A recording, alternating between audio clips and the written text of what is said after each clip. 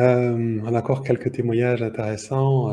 Il y a Odile qui dit j'ai réalisé que derrière cette peur que j'ai rencontrée, elle dit que j'ai confrontée, en tout cas que tu as pu reconnaître en toi, il y a la peur ultime de la mort, en fait. Et c'est intéressant parce que parfois, on ne sait pas pourquoi on a peur. Hein. Et prendre le temps de l'écouter, c'est reconnaître toute la légitimité. Bien sûr que c'est normal en tant qu'être humain d'avoir peur de la mort parce qu'on est mortel d'un point de vue, d'un certain point de vue. C'est-à-dire, quand on est identifié à notre corps, quand on est identifié à notre identité, ben, on sait que ça a un début, hein, la naissance, et puis que ça a une fin, cette personnalité, ce personnage qu'on incarne et ce corps qu'on habite. Et quand on offre notre présence à cette part de nous qui a cette angoisse, c'est l'angoisse comment dire, tout à fait humaine, une angoisse existentielle et tellement légitime. Et plutôt que de se battre contre ça en disant « je ne devrais pas avoir peur, je devrais avoir confiance dans la vie, et ainsi de suite », eh bien, plutôt que d'essayer d'éviter ça, le fait déjà de reconnaître vraiment avec amour et empathie que oui, et bien sûr, quelque chose en moi a peur de mourir ou quelque chose en moi n'a pas envie que ça se termine ou peut-être c'est reconnaître que peut-être quelque chose en moi a envie de vivre, que quelque chose en moi a envie de profiter de la vie. Hein? Et c'est intéressant parce qu'il n'y aurait pas cette peur de la mort s'il n'y avait pas cet élan de vie. Hein? Donc reconnaître ça, reconnaître comment c'est important, comment c'est un élan puissant et qui a besoin d'être pris en compte. Hein, et je retrouve ça aussi dans le témoignage de Emeline qui dit « Une part de moi aimerait pouvoir vivre dans un espace plus grand ou plus adapté à un autre lieu de vie. Et une autre part de moi ne sait pas si elle va pouvoir lui offrir cela. Et elle se sent démunie. » Donc là aussi, il y a l'expression d'un élan d'avoir plus d'espace. Hein, comme quelque chose qui se sent peut-être dans un endroit où ça se sent étriqué. Alors, ça peut être par rapport à un lieu de vie, comme une maison ou quelque chose comme ça, mais ça peut aussi traduire un sentiment plus profond de se sentir à l'étroit à l'intérieur et d'avoir besoin d'un espace plus large.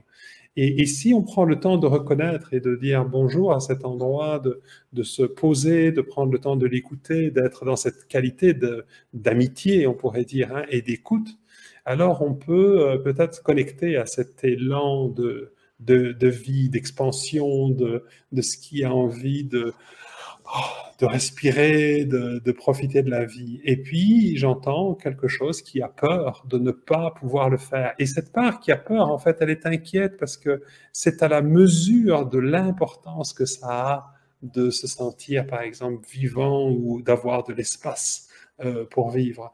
Et du coup, si on peut avoir vraiment une écoute de chacune des parts de nous, de comment elle se sent, et à ce moment-là, on peut se rendre compte qu'il n'y a pas de drame derrière ça, mais juste des élans, des besoins, des envies, des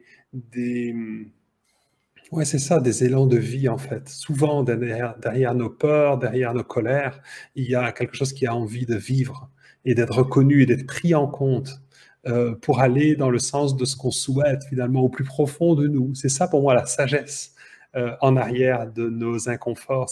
C'est pas là pour rien, ça s'exprime pas pour rien. Ça traduit quelque chose de très profond. Voilà. Ouais, j'ai envie aussi de revenir sur ce témoignage d'Odile, hein, la peur ultime de la mort. Je crois que ce qu'on est en train de vivre en ce moment avec les peurs qui émergent aussi nous amène à revisiter cette relation avec la mort, en fait. Parce qu'on est dans pour moi, on est dans une société où on a quasiment plus de rituels. On ne prend plus soin même de prendre le temps de faire les deuils des gens qui partent. On est au boulot, on va à l'enterrement une demi-journée, puis on repasse à ce qu'on a à faire. Et il y a comme on est coupé de cette dynamique hein, qui est la naissance et la mort, mais on est coupé aussi de on est beaucoup coupé par notre vie très concrète avec la spiritualité, avec la reliance à plus grand et cette prise de conscience qu'on n'est pas juste, comme disait Pascal, notre identité, juste ce corps, on est bien plus que ça.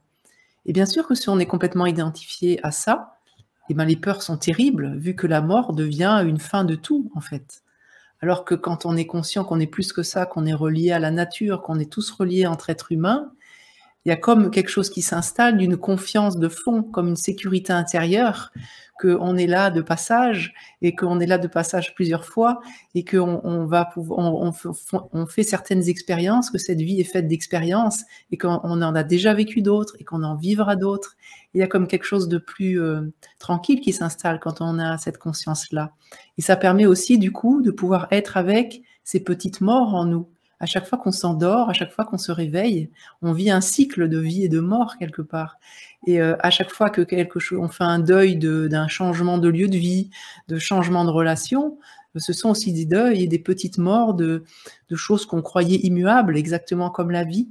Et donc, je crois que cette période, elle nous invite vraiment à nous connecter à plus grand, à nous relier voilà, à ce qui nous dépasse, à nous relier, ce qu'on appelle, nous, dans le processus, cette pleine présence, ce soi en présence, le fait qu'on est tous entre êtres humains reliés et que l'impact quand je prends soin de moi, je prends soin du monde, je prends soin de la nature. Quand je prends soin de la nature, je prends soin de moi. Quand je prends soin de mon voisin et de mon entourage, je prends soin de la planète aussi.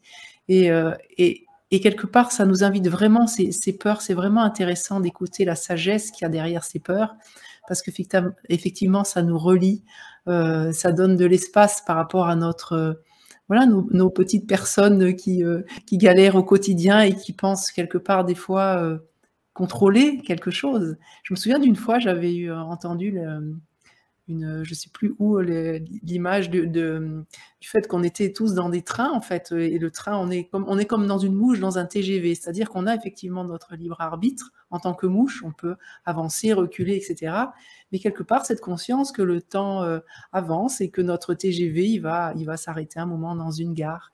Et je trouve que c'est intéressant d'être conscient de ces deux dimensions. En même temps, j'ai tout à fait possibilité de faire mes choix conscients dans mon quotidien et aussi de faire le choix de qu'est-ce que je fais de ce qui est vivant en moi.